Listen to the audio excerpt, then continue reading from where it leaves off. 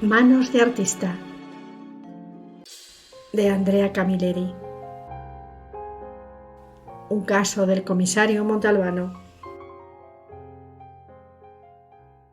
Esta narración, perteneciente al libro de relatos breves Un mes con Montalbano, del escritor siciliano Andrea Camilleri, sirvió de base, con diversos cambios y entremezclada con otras narraciones breves del mismo autor, para uno de los capítulos de la serie El comisario Montalbano, serie rodada en Sicilia y emitida por la RAI, Radiotelevisione Italiana, entre los años 1999 y 2022.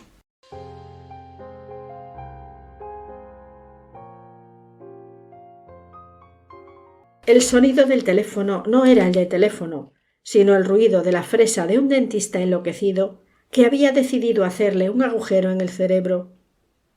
Abrió los ojos con esfuerzo y miró el despertador de la mesilla de noche. Eran las 5:30 de la mañana. Seguramente alguno de sus hombres de la comisaría lo llamaba para comunicarle un asunto grave. No podía ser otra cosa a aquellas horas. Se levantó de la cama, entró en el comedor y descolgó el teléfono. —Salvo, ¿conoces a Potocchi? Reconoció la voz de su amigo Nicolò Zito, el periodista de Rete Libera, una de las 2 televisiones privadas de Montelusa que se captaban en Vigata. Nicolò no era un tipo que se dedicara a gastar bromas pesadas y no se enfadó. ¿A quién? A Potocchi, Jan Potocchi. ¿Es polaco? Por el nombre parece que sí. Creo que es el autor de un libro, pero no he conseguido que nadie me lo confirme. Si lo conoces, podré localizarlo. Fiat Lux. Se hizo la luz. Quizá estuviera en condiciones de dar respuesta a la petición poco habitual de su amigo.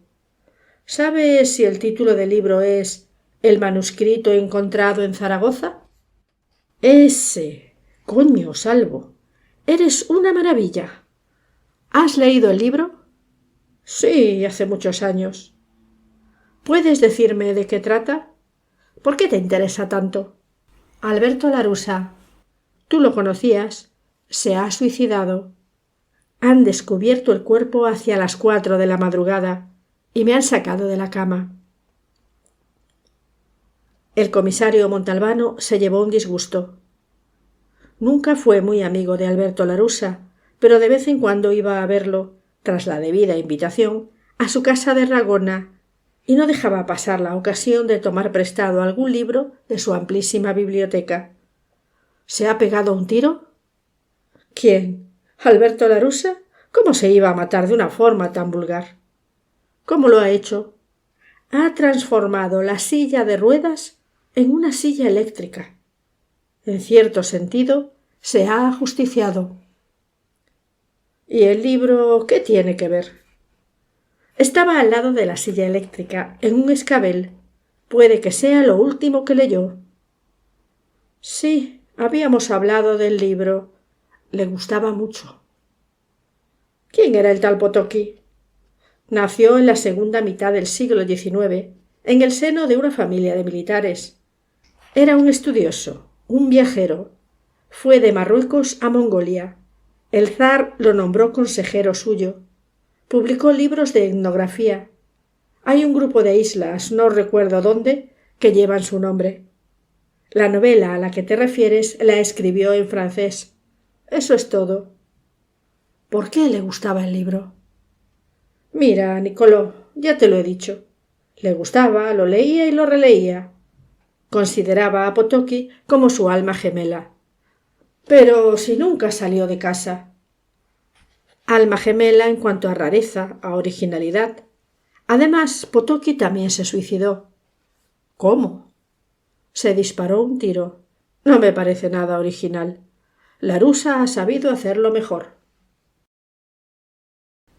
Dada la notoriedad de Alberto Larusa, el noticiario de las 8 de la mañana lo presentó Nicolò Zito, que habitualmente se reservaba los de la tarde, de más audiencia. Nicolò dedicó la primera parte de la noticia a las circunstancias del hallazgo del cadáver y a la modalidad del suicidio. Un cazador, llamado Martino Zicari, Al pasar hacia las 3:30 de la madrugada cerca de la villa de Larusa, vio salir humo de una ventana del sótano. Como todo el mundo sabía que el sótano era el laboratorio de Alberto Larusa, Zicari al principio no se alarmó. Sin embargo, cuando un soplo de viento le llevó el olor de ese humo, entonces sí que se asustó. Llamó a los carabinieri, quienes, después de haber llamado varias veces sin obtener respuesta, derribaron la puerta. En el sótano encontraron el cuerpo semicarbonizado de Alberto Larusa, que había transformado la silla de ruedas en una perfecta silla eléctrica artesana. Después se produjo un cortocircuito y las llamas destrozaron parcialmente el local. Junto al muerto había un escabel sobre el que estaba la novela de Jan Potocki. Al llegar aquí, Niccolò Zito utilizó todo lo que le había contado Montalbano. Luego pidió disculpas a los espectadores por haber dado tan solo imágenes del exterior de la casa de Larusa. El sargento de los carabinieri prohibió grabar en el interior. La segunda parte la dedicó a informar sobre la personalidad del suicida.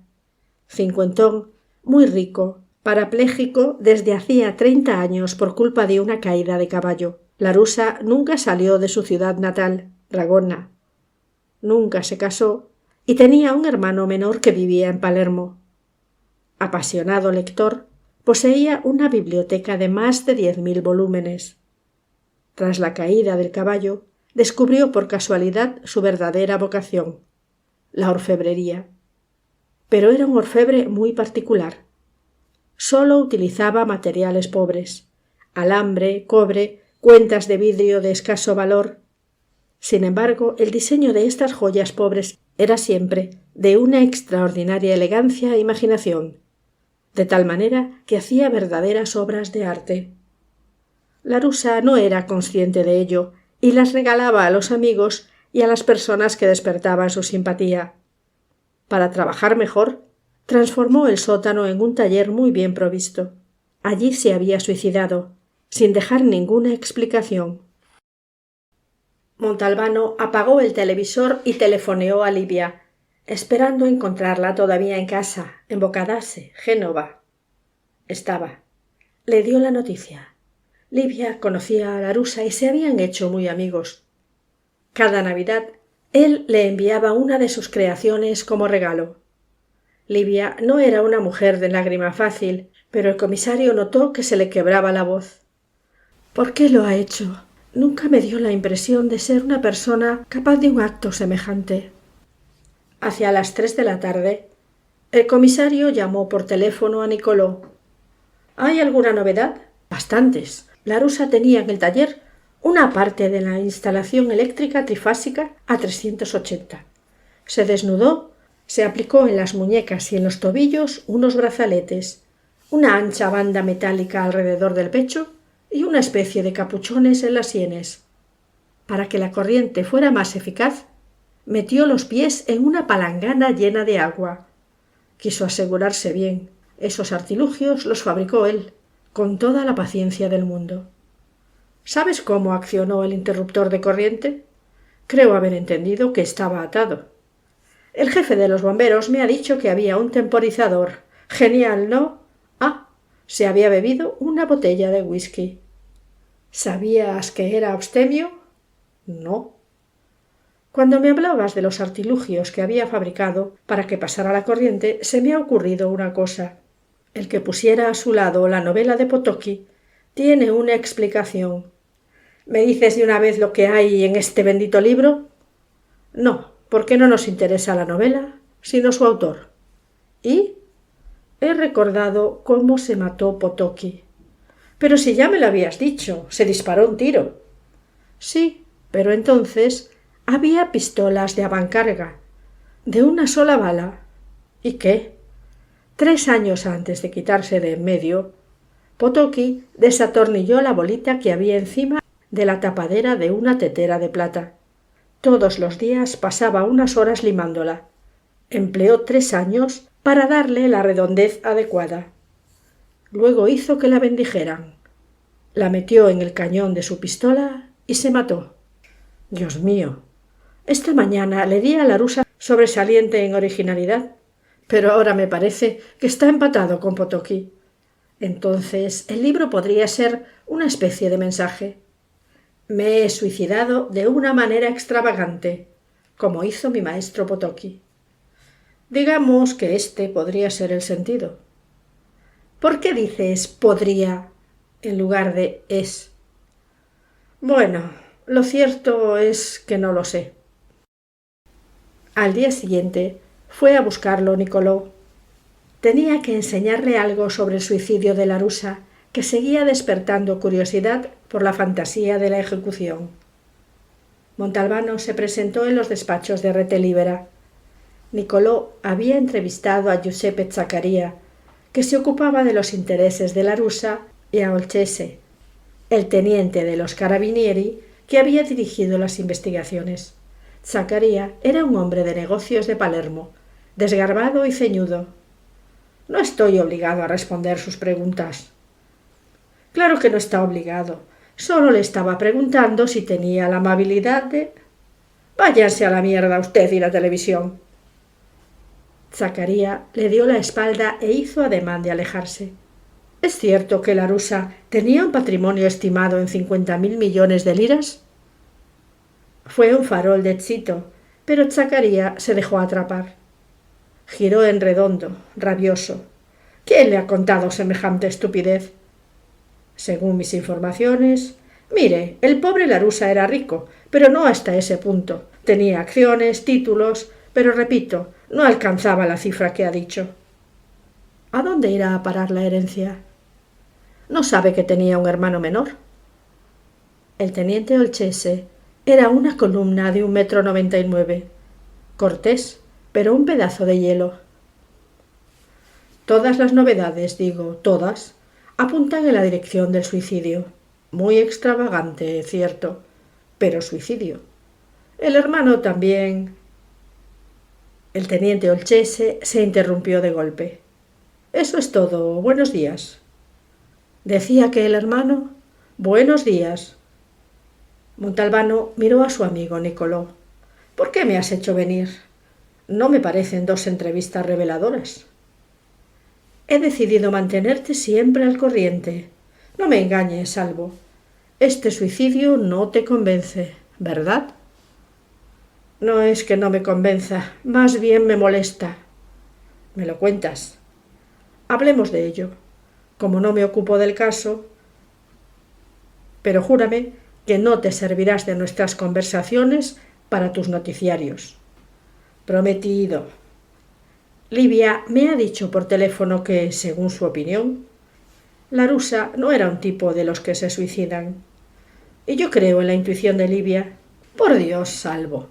Todo el tinglado de la silla eléctrica lleva la firma de un hombre original, como Larusa. Tiene su marca. Esto es lo que me molesta. ¿No sabes que, cuando corrió la voz de los objetos artísticos que hacía, nunca quiso conceder una entrevista a las revistas de moda que lo asediaban?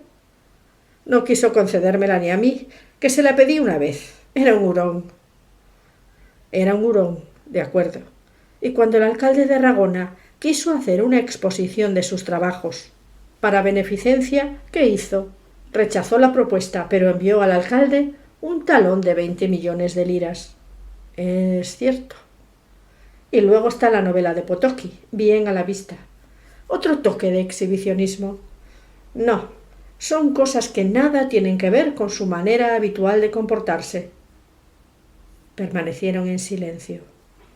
Tendrías que hacerle una entrevista a ese hermano menor, dijo el comisario. En el noticiario de las 8, Nicolò Zito transmitió las 2 entrevistas que antes había enseñado a Montalbano. Cuando acabó el noticiario de Rete Libera, el comisario pasó al de Televigata, la otra televisión privada, que empezaba a las 8:30. Se abrió con el suicidio de Larusa. El periodista Simone Prestia, cuñado del agente Galuzzo, entrevistó al teniente Olcese. Este utilizó exactamente las mismas palabras que en sus declaraciones a Nicolò Zito. Todas las novedades, digo todas, apuntan en la dirección del suicidio. Muy extravagante, cierto, pero suicidio. Menuda imaginación tiene el teniente, pensó el comisario, pero el otro continuó. El hermano también. El teniente se interrumpió de golpe. Eso es todo. Buenos días. Decía que también el hermano. Buenos días, repitió el teniente Olchese y se alejó, rígido. Montalbano se quedó con la boca abierta. Además, como la imagen sólo se había centrado en el teniente y sólo se había oído la voz de Prestía fuera de pantalla, pensó que quizá Chito había pasado el servicio a Prestía. A veces entre periodistas se hacían estos favores. ¿Has dado la entrevista de Olchese a Prestía? En absoluto. Colgó el auricular pensativo. ¿Qué significaba esa comedia? A lo mejor el teniente Olchese, con sus 2 metros de estatura, era menos estúpido de lo que parecía. ¿Y cuál podía ser la finalidad de la puesta en escena? Solo había una: incitar y azuzar a los periodistas contra el hermano del suicida.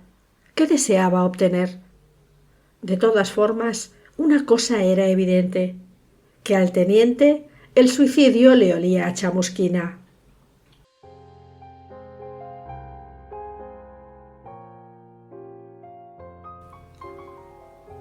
Durante 3 días, Nicolò Prestía y otros periodistas asediaron en Palermo a Giacomo, el hermano de Larussa, sin conseguir dar con él. Se apostaron delante de su casa, delante del instituto donde daba clases de latín. Nada, parecía invisible. El director del centro, ante el asedio, se decidió a comunicarles que el profesor Larussa se había tomado 10 días de vacaciones. No se le vio, ni en el funeral del suicida. Tuvo lugar en la iglesia. A los ricos que se matan se les considera locos y por lo tanto quedan absueltos de la mala acción. Fue un funeral como tantos otros, y esto provocó un recuerdo confuso en la memoria del comisario. Llamó por teléfono a Livia. Creo recordar que un día que fuimos a visitar a Alberto Larussa te habló del funeral que le gustaría tener. Sí, hasta cierto punto bromeaba. Me llevó al estudio y me enseñó los dibujos. ¿Qué dibujos? Los de su funeral. No tienes ni idea de cómo era el coche fúnebre, con ángeles plañideros de 2 metros de altura, amorcillos y cosas así, todo en caoba y oro. Dijo que cuando llegara el momento oportuno encargaría que se lo fabricaran. Hasta había dibujado el lema de los portadores de coronas. Y de la caja ni te cuento. Es posible que los faraones la tuvieran igual. ¡Qué extraño! ¿Qué? Que un hombre como él, tan retraído, casi un hurón, soñase con un funeral faraónico, como has dicho, típico de un exhibicionista. Sí, yo también me sorprendí. Pero dijo que al ser la muerte un cambio tan grande, daba igual que después de muertos nos mostráramos completamente distintos de como fuimos en vida. Una semana después, Nicolò Chito lanzó una verdadera primicia. Había filmado con videocámara los objetos que Alberto Larussa había fabricado en su taller para el suicidio. 4 brazaletes, 2 para las muñecas y 2 para los tobillos, una banda de cobre de unos 5 dedos de anchura con la que se había sujetado el pecho, una especie de capuchón con unos platillos metálicos para apoyarlos en las sienes.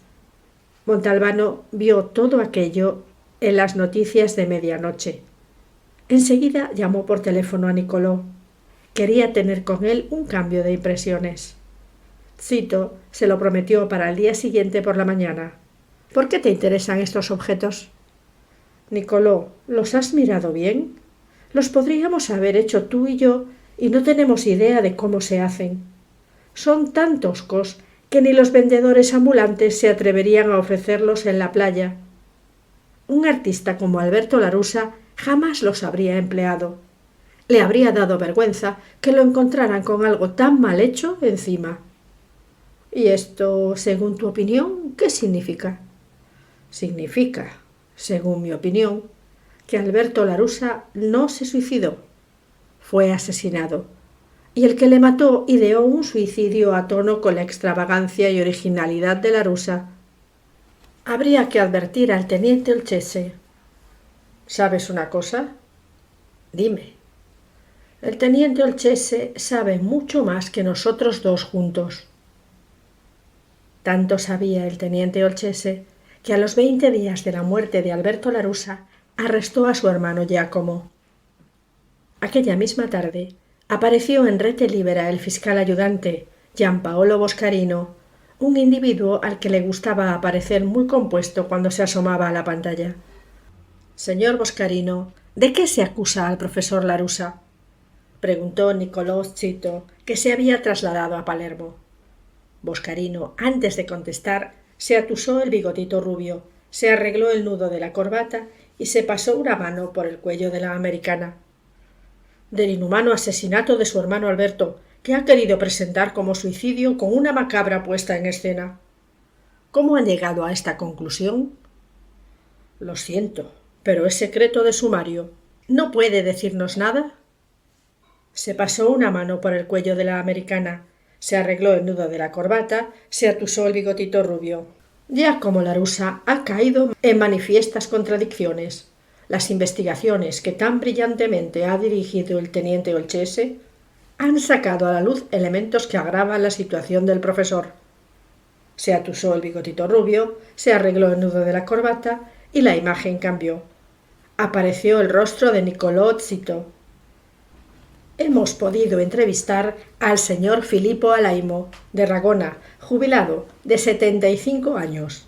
La acusación ha considerado fundamental su testimonio.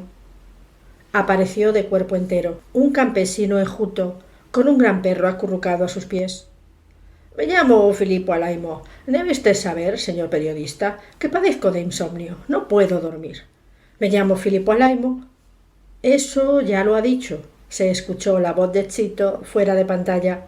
«¿Qué cojones decía? Ah, sí. Cuando ya no aguanto estar dentro de casa, despierto al perro a cualquier hora de la noche y me lo llevo de paseo. Entonces el perro, que se llama Pirí, como lo despierto en medio del sueño, sale de casa un poco cabreado». «¿Qué hace el perro?», preguntó Niccolò, siempre fuera de pantalla. «Me gustaría verle a usted, señor periodista, si lo despiertan en medio de la noche y lo obligan a dar un paseo de 2 horas. ¿No se cabrearía? Pues el perro también. Pirí se lanza sobre cualquier cosa que asome, hombre, animal o automóvil. Y así sucedió la noche del 13 al 14, ¿verdad?». Niccolò decidió intervenir. Temía que los espectadores no comprendieran nada. Usted se encontraba en las cercanías de la casa del señor Larusa cuando vio que un automóvil salía por la cancela a toda velocidad. «Sí, señor. Fue como usted dice. Salió el coche, Pirí se abalanzó y el cabrón que conducía me embistió al perro. Si lo hubiera visto, señor periodista». Filippo Alaimo se agachó, cogió al perro por el collar y lo levantó. El animal tenía las patas posteriores vendadas. «¿Qué hora era, señor Alaimo?». «Sobre las 2:30 o 3 de la mañana». «¿Y usted qué hizo?». «Yo empecé a gritar al del coche que era un grandísimo cabrón y tomé la matrícula». Volvió a aparecer el rostro de Niccolò Zito. Según personas bastante autorizadas, la matrícula que anotó el señor Alaimo correspondía a la del profesor Giacomo Larusa. Y ahora la pregunta es la siguiente: ¿qué hacía a esas horas de la noche Giacomo Larusa en casa de su hermano, cuando he sabido que estaban enemistados? Hagamos la pregunta al letrado Gaspare Palillo, que lleva la defensa del sospechoso. Gordo y sonrosado, el letrado Palillo era idéntico a uno de los 3 cerditos. Antes de responder a su pregunta, desearía a mi vez hacer una. ¿Puedo? Por favor, ¿quién le ha aconsejado al llamado Filippo Alaimo que no se pusiera las gafas que lleva habitualmente? Este jubilado de 75 años tiene una miopía de 8 dioptrías en cada ojo y una visión muy reducida. A las 2 de la madrugada, en medio de la noche, a la débil luz de un farol, ¿pudo leer la matrícula de un coche en movimiento? Vamos. Y ahora respondo a su pregunta. Hay que precisar que el mes pasado las relaciones entre los 2 hermanos habían mejorado, hasta el punto que, durante aquel mes, Mi defendido fue 3 veces a Aragona a casa de su hermano. Debo precisar que la iniciativa de este acercamiento la tomó el suicida, que declaró en varias ocasiones a mi defendido que ya no podía soportar más la soledad, que se sentía muy deprimido y que necesitaba el consuelo de su hermano. Es cierto que el día 13 mi defendido fue a Aragona. Estuvo varias horas con su hermano, que le pareció más deprimido que otras veces, y salió hacia Palermo antes de cenar. Hacia las 20 horas. Se enteró de la noticia del suicidio por la radio local a la mañana siguiente. Durante los días posteriores sucedieron las cosas que habitualmente suceden en estos casos. Michele Ruopolo, de Palermo, que volvía a casa a las 4 de la madrugada del día 14, declaró haber visto llegar a esa hora el coche del profesor Giacomo La Russa. De Ragona a Palermo se emplean como máximo 2 horas. Si el profesor había salido de la casa de su hermano a las 20 horas, ¿cómo es que había empleado 8 horas en hacer el recorrido?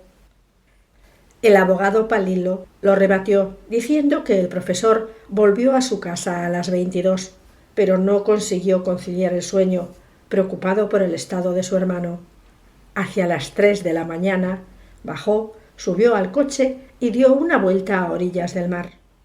Arcangelo Bonocore juró y perjuró que el día 13, hacia las 6 de la tarde, al pasar junto a la casa de Alberto Larusso, había oído en el interior voces y ruidos de un violento altercado. El letrado Palillo dijo que su defendido recordaba muy bien el episodio. No hubo ningún altercado.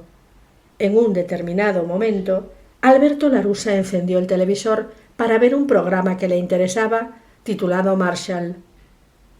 El episodio incluía una violenta riña entre 2 personajes. El letrado Palillo podía mostrar un videocassette con el episodio grabado. El señor Bonocore se había confundido. Las cosas siguieron así durante una semana, hasta que el teniente Olcese sacó el as de la manga, como había previsto el juez Boscarino. Inmediatamente después del descubrimiento del cadáver, contó el teniente, dio la orden de buscar un papel, cualquier nota que sirviera para explicar los motivos de un acto tan atroz. No los hallaron porque Alberto Larussa no tenía nada que explicar, puesto que ni siquiera se le había ocurrido la idea del suicidio. En cambio, en el primer cajón de la izquierda del escritorio, que no estaba cerrado con llave, señaló Olcese, encontraron un sobre bien a la vista, en el que estaba escrito «para abrirse después de mi muerte». Puesto que el señor Larussa estaba muerto, especificó el teniente con una lógica aplastante, lo abrieron. Tan solo unas pocas líneas. Dejo todo lo que poseo, títulos, acciones, terrenos, casas y otras propiedades, a mi hermano menor, Giacomo. Seguía la firma. No había fecha. Precisamente la falta de fecha fue la que despertó sospechas en el teniente, el cual hizo someter el testamento a un doble examen químico y grafológico. El examen químico reveló que la nota había sido escrita como máximo hacía un mes, dado el tipo particular de tinta utilizado y que era el mismo que empleaba habitualmente Alberto Larussa. El examen grafológico, confiado al perito del Tribunal de Palermo, condujo a un resultado inequívoco. Se había imitado con habilidad la escritura de Alberto Larussa. El letrado Palillo no digirió bien el asunto del testamento falso. Imagino la escena que se han montado los que dirigen la investigación. Mi defendido se presenta en casa de su hermano, de algún modo le hace perder el sentido, escribe el testamento, saca del coche los objetos necesarios para la ejecución que ha mandado fabricar en Palermo, traslada al hermano sin sentido al taller, que conoce muy bien, lo ha admitido, porque Alberto a menudo lo ha recibido allí, y organiza la macabra escenificación. Pero yo me pregunto, ¿qué necesidad tenía de escribir el testamento falso cuando ya existe uno, y registrado ante notario que dice lo mismo? Me explico. En el testamento de Angelo Larussa, el padre de Alberto y Giacomo, se lee: «Lego mis bienes, muebles e inmuebles a mi primogénito, Alberto. A su muerte pasarán a mi hijo menor, Giacomo. Y yo me pregunto, cui prodest, ¿a quién puede favorecer el segundo testamento? Montalbano escuchó las palabras del abogado Palillo y de Olchese en el noticiario de medianoche, cuando ya estaba en calzoncillos e iba a acostarse. Le intranquilizaron y se le pasaron las ganas de irse a la cama. La noche era extraordinariamente tranquila y, tal como estaba, en calzoncillos, se fue a pasear a orillas del mar. El segundo testamento no cuadraba. Aun siendo incriminatorio, el comisario advertía un punto de exceso en la confección del escrito. Por otro lado, todo había sido excesivo en el asunto. El falso testamento era como una pincelada de más en un cuadro, una sobrecarga de color. «¿Qui prodest?», había preguntado el letrado Palillo. La respuesta le vino a los labios de una forma natural e irreprimible. Le pareció ver un rayo cegador, como si un fotógrafo hubiera disparado un flash. De pronto sintió que se le doblaban las piernas y tuvo que sentarse en la arena mojada. «Nicolò, soy Montalbano. ¿Qué estás haciendo?» «Con tu permiso, y dada la hora que es, me iba a acostar. ¿Has oído a Olchese?» «Tenías razón. Giacomo Larusa no solo es un asesino por interés, sino también un monstruo». «Oye, ¿puedes tomar nota?» «Espera que coja papel y lápiz. Aquí están. Dime». «Te advierto que se trata de asuntos delicados, que no puedo encargar a mis hombres, porque si se enteran los carabinieri, acabamos a bofetadas. En consecuencia, a mí ni nombrarme. ¿Está claro?» «Claro. Se trata de iniciativas mías». «Bien. Lo primero que quiero saber es el motivo por el que Alberto Larusa no quiso ver a su hermano durante años». «Intentaré averiguarlo». «Segundo, mañana mismo tienes que ir a Palermo a ver al perito grafólogo de Olchese. Solo debes hacerle una pregunta. Apúntala bien. ¿Es posible que alguien escriba una nota y consiga que parezca falsa? Y basta por hoy». Nicolò Zito era una persona muy inteligente. Tardó 10 segundos en entender el sentido de la pregunta que tenía que hacerle al perito. «¡Cojones!», exclamó. El monstruo fue abatido en primera página. La mayor parte de los diarios, dado que el caso había adquirido resonancia nacional, se detenían en la personalidad del profesor Giacomo Larusa, un docente impecable según el director, sus colegas y sus alumnos, y despiadado asesino que se había introducido como una serpiente en la momentánea debilidad del hermano, para captar su confianza y luego matarlo, movido por los más turbios intereses y de una manera atroz. Los medios de comunicación ya habían pronunciado la sentencia, y el proceso sería un rito inútil. Al leer aquellos artículos de condena sin apelación, el comisario sintió como si le royeran el hígado, pero aún no tenía nada concreto en que apoyar la increíble verdad que había intuido la noche anterior. A última hora de la tarde le llamó por teléfono Nicolò Zito. «He vuelto ahora mismo. Traigo información». «Dime». «Voy por orden. El letrado Palillo conoce la razón del odio, porque se trata de eso, entre los dos hermanos. Se lo ha contado su defendido, como le gusta llamarlo. Bien, Alberto Larusa nunca se cayó del caballo hace 31 años, como entonces se dijo en el pueblo. El rumor lo hizo correr su padre, Angelo, para ocultar la verdad. Durante una violenta discusión, los dos hermanos llegaron a las manos y Alberto se cayó por las escaleras y se lesionó la espina dorsal. Dijo que Giacomo lo había empujado. En cambio, éste aseguró que Alberto dio un paso en falso. Angelo, el padre, intentó ocultarlo con la caída del caballo, pero castigó a Giacomo en el testamento, sometiéndolo en cierto modo a Alberto. La cosa apesta. Estoy de acuerdo. ¿Y el perito? Me ha costado acceder al perito, y cuando se lo he preguntado se ha quedado atónito, confuso, sorprendido. Ha empezado a balbucear. En resumen, ha dicho que la pregunta puede tener una respuesta positiva. Ha añadido una cosa muy interesante, que por mucho que uno se esfuerce por falsificar su propia grafía, un atento examen acabaría revelando el engaño. Entonces le he preguntado si había realizado un examen muy atento. El muy cándido me ha contestado que no. ¿Sabes por qué? Porque el fiscal ayudante le preguntó si se había falsificado la letra de Alberto Larussa y no si Alberto Larussa había falsificado su propia escritura. ¿Observas la sutil diferencia? Montalbano no contestó. Estaba pensando en darle otro encargo a su amigo. Oye, deberías enterarte de qué día se cayó Alberto por las escaleras. ¿Por qué? ¿Es importante? Sí, creo que sí.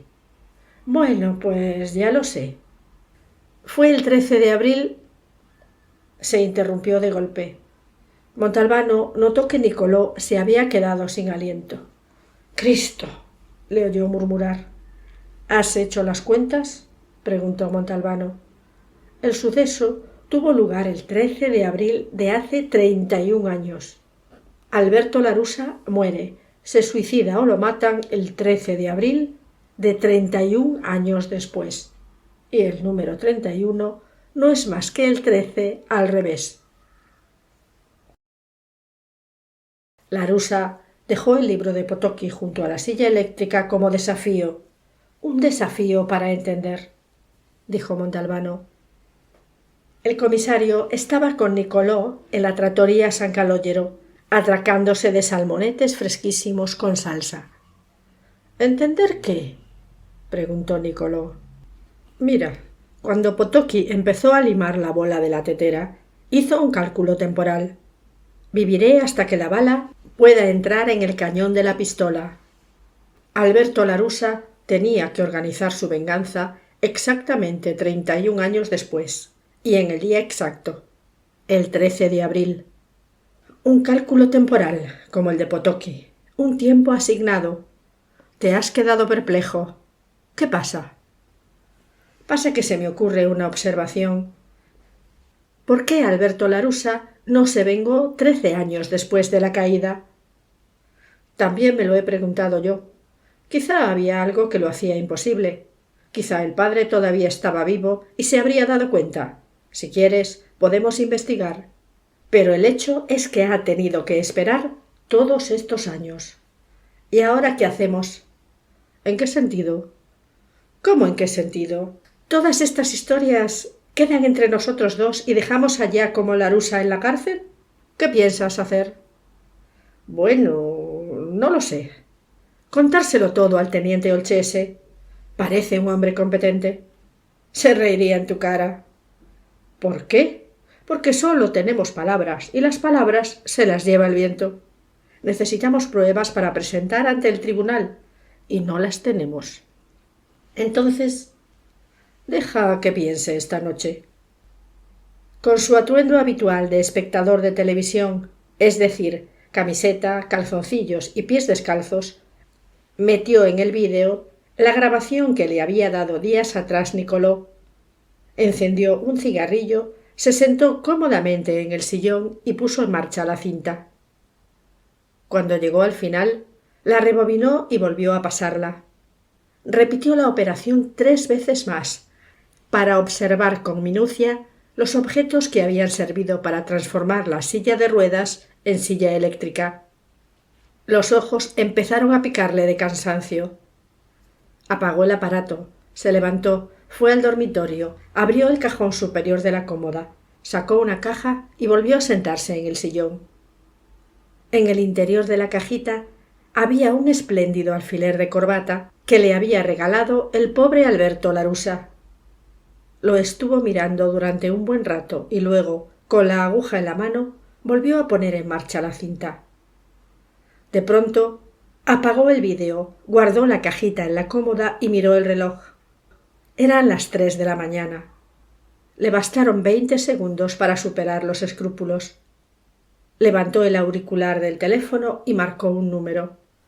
«Amor, soy Salvo».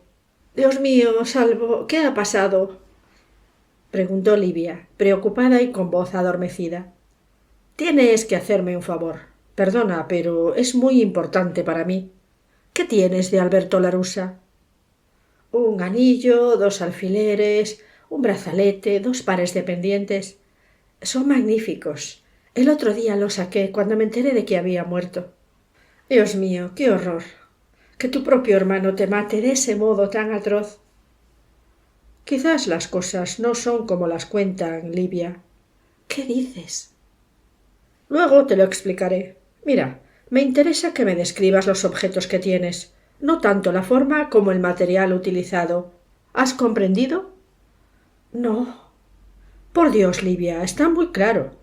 Por ejemplo, ¿de qué grosor son los alambres o los hilos de cobre o de qué están hechos?». El teléfono de Montalbano sonó cuando no eran todavía las 7 de la mañana. «Salvo, ¿qué piensas hacer?». «Mira, Nicoló, únicamente podemos movernos en una sola dirección. Es como caminar por un alambre». «Estamos cubiertos de mierda».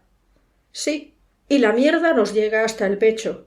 Antes de que nos cubra por completo, al menos podemos hacer un movimiento. El único capaz de contarnos algo nuevo, algo que sirva a nuestras sospechas, es Giacomo Larusa. Llama por teléfono a su abogado y que le explique minuciosamente qué sucedió durante las 3 visitas que le hizo a Alberto. Pero que lo cuente todo, hasta si una mosca echó a volar. En qué habitaciones entraron, qué comieron y de qué hablaron.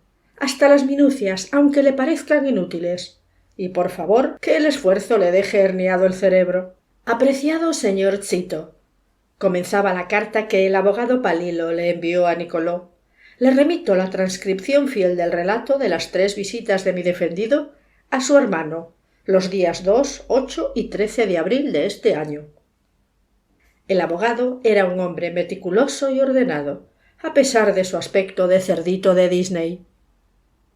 Durante la primera visita, la del día 2, Alberto no hizo más que pedir perdón y lamentarse por haberse obstinado en mantener apartado a su hermano. Ya no tenía importancia ahondar en la desgracia. No tenía sentido averiguar si había sido él quien dio un paso en falso o si Giacomo lo empujó. «Corramos el telón», dijo. Dijo también que estaba solo como un perro y que la situación empezaba a cansarle. Además, tenía días depresivos, cosa que antes no le sucedía, y se quedaba sentado en la silla de ruedas sin hacer nada. Otras veces se quedaba meditando a oscuras. «¿En qué?», le preguntó Giacomo, y Alberto contestó que en el fracaso de su existencia. Le enseñó el taller, los objetos que elaboraba y le regaló una magnífica cadena de reloj. La visita duró 3 horas, de las 15 a las 18. Durante el segundo encuentro, el del día 8, todo se desarrolló casi exactamente como en la visita anterior. Esta vez el regalo fue un alfiler de corbata. La depresión de Alberto se había agravado y en un determinado momento Giacomo tuvo la impresión de que reprimía las lágrimas. Duración de la visita: 2 horas y media, de las 16 a las 18:30. Se despidieron acordando que Giacomo volvería el día 13 a la hora de comer y se quedaría allí por lo menos hasta las 8 de la tarde. El relato de la última visita, la del día 13, presentaba ciertas diferencias. Giacomo llegó un poco antes de la hora acordada y se encontró a su hermano de un humor pésimo, muy nervioso. La había tomado con la sirvienta en la cocina y para desahogarse tiró al suelo una sartén. Murmuraba y casi no dirigió la palabra a Giacomo. Poco antes del mediodía llamaron a la puerta de la casa. Alberto insultó a la asistenta porque no iba a abrir. Fue Giacomo. Era el empleado de una mensajería con un paquete de grandes dimensiones. Giacomo firmó por su hermano y tuvo la oportunidad de leer la dirección impresa del remitente en una etiqueta pegada. Alberto casi le arrancó el paquete de las manos y lo apretó contra su pecho como si fuera un niño. Giacomo le preguntó qué era aquello tan importante, pero Alberto no contestó. Solo dijo que pensaba que no llegaría a tiempo. ¿A tiempo de qué? De una cosa que tengo que hacer hoy, fue la respuesta. Luego bajó al taller a dejar el paquete, pero no invitó a su hermano a que le acompañara. Giacomo aseguraba que en esta ocasión no entró en el taller. Desde la llegada del paquete, el comportamiento de Alberto cambió por completo. Volvió a su humor normal, se excusó con su hermano y con la asistenta, la cual, después de haber servido la comida en la mesa, desapareció para arreglar la cocina y se marchó hacia las 15 horas. Durante la comida no bebieron ni una gota de vino. Giacomo también señalaba esta circunstancia. Ambos eran abstemios. Alberto invitó a su hermano a descansar una hora y le hizo preparar la cama en el cuarto de invitados. Al parecer, él hizo lo mismo. Giacomo se levantó hacia las 4:30, fue a la cocina y allí encontró a Alberto, que le había preparado café. Giacomo lo encontró muy afectuoso, pero lejano, casi melancólico. No aludió en absoluto a la desgracia de hacía 31 años, como se temía Giacomo. Pasaron juntos una tarde agradable. Hablaron del pasado, de los padres, de los parientes. Mientras Alberto se había alejado de todo el mundo, Giacomo se relacionaba sobre todo con la anciana hermana de la madre, la tía Ernestina. Alberto demostró mucho interés por esa tía, a la que literalmente había olvidado. Preguntó cómo estaba de salud, qué hacía y hasta propuso ayudarla económicamente a través de Giacomo. Todo siguió así hasta las 8, cuando Giacomo subió al coche para volver a Palermo. Al despedirse, quedaron en verse de nuevo el día 25 del mismo mes. En cuanto a la dirección del remite del paquete, Giacomo se había esforzado por recordarla, pero no lo había conseguido.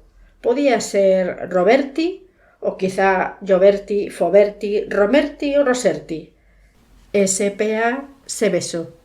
Giacomo estaba bien seguro de que el paquete procedía de Seveso. En sus primeros años de enseñanza, mantuvo una breve relación con una profesora que era de allí. Temía que la noticia de su investigación paralela pudiera trascender y se dirigió personalmente a la oficina de correos que, como también era la central telefónica pública, tenía todas las guías telefónicas. Roberti Fausto era dentista, Roberti Giovanni dermatólogo. En cambio, Ruberti era una S.P.A. Probó. Contestó una voz cantarina de mujer. Ruberti, diga. Llamo desde Vigata. Soy el comisario Montalbano. Necesito una información. ¿Qué es Ruberti S.P.A.? Al otro lado hubo un momento de titubeo. ¿Quiere decir qué fabrica? Sí, por favor. Conductores eléctricos. Montalbano aguzó el oído. Quizá había acertado. ¿Quiere ponerme con el director de ventas? Verá, señor comisario, es que Ruberti es una empresa pequeña. Le paso al ingeniero Tani, que también se ocupa de las ventas. Hola, comisario. Soy Tani, dígame. Quisiera saber si encargó algún material el señor... Un momento, lo interrumpió el ingeniero. ¿Se refiere a un particular? Sí. Comisario, no vendemos a particulares. Nuestra producción no se vende en tiendas de electricidad porque no está destinada a uso doméstico. ¿Cómo ha dicho que se llamaba el señor? Larusa, Alberto Larusa, de Ragona. ¡Oh! Exclamó el ingeniero Tani. Montalbano no hizo preguntas. Esperó a que el otro se recuperara de la sorpresa. Me he enterado por los periódicos y la televisión, dijo el ingeniero. ¡Qué final más terrible! Sí, el señor Larusa nos telefoneó para comprar Xeron 50, del que había leído en una revista. Perdone, pero no entiendo. ¿Qué es el Xeron 50? Es un superconductor, una patente nuestra. Con palabras sencillas, es una especie de multiplicador de energía. Es muy caro. Insistió mucho, era un artista. Le envié los 50 metros que había pedido, comprenda, una cantidad irrisoria. pero no llegó a su destino. Montalbano se sobresaltó. ¿No llegó a su destino? La primera vez no. Nos telefoneó varias veces reclamándolo. Mire, llegó a enviarme un maravilloso par de pendientes para mi mujer. Le envié 50 metros más con un mensajero. Estos sí que llegaron a su destino. ¿Cómo puede usted estar tan seguro? Porque he visto en la televisión las macabras imágenes de todo lo que se manipuló para la fabricación de la silla eléctrica. Me refiero a las tobilleras, los brazaletes, el pectoral. Me ha bastado una ojeada.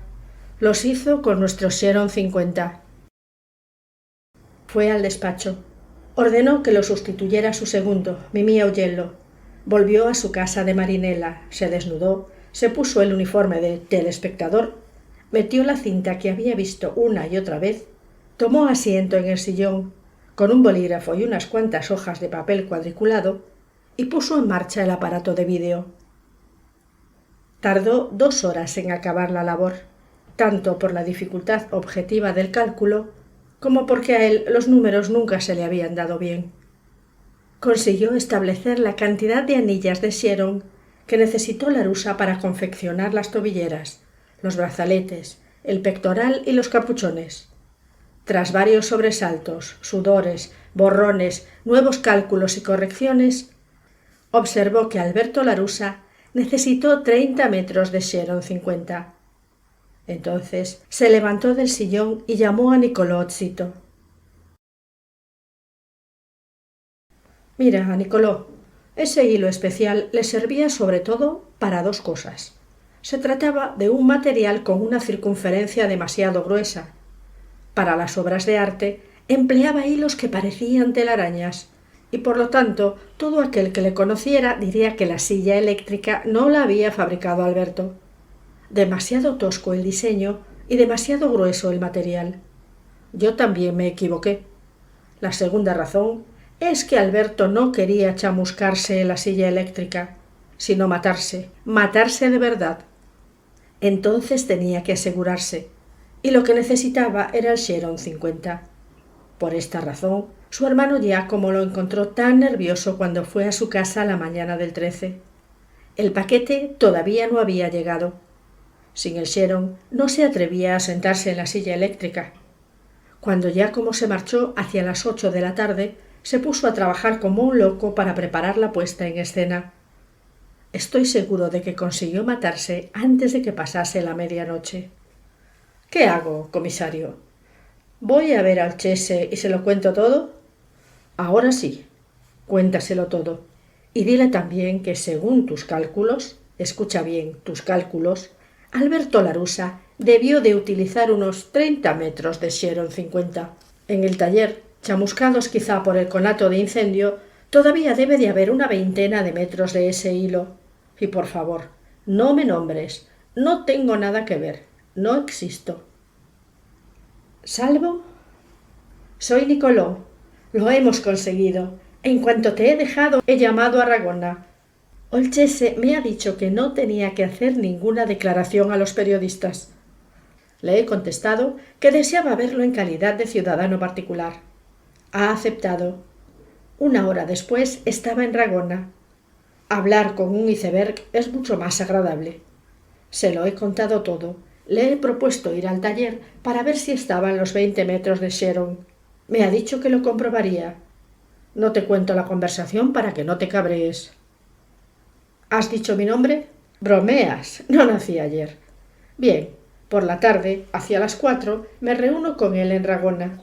Lo primero que me dice, sin demostrar la más mínima turbación, dado que lo que me estaba comunicando significaba que había errado completamente la investigación, pues lo primero que me dice es que en el taller de Alberto Larusa estaban los 20 metros de Xerox. Ni una palabra más, ni una menos. Me lo agradece con el mismo calor que si le hubiese dicho la hora y me alarga la mano.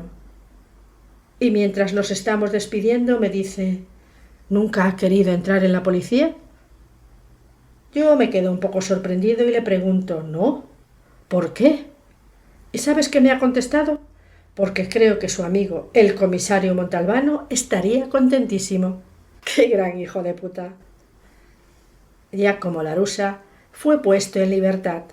El teniente Olchese se ganó unos elogios, Nicolò Zito lanzó una primicia memorable y Salvo Montalbano lo celebró con una comilona tal que durante 2 días se encontró indispuesto.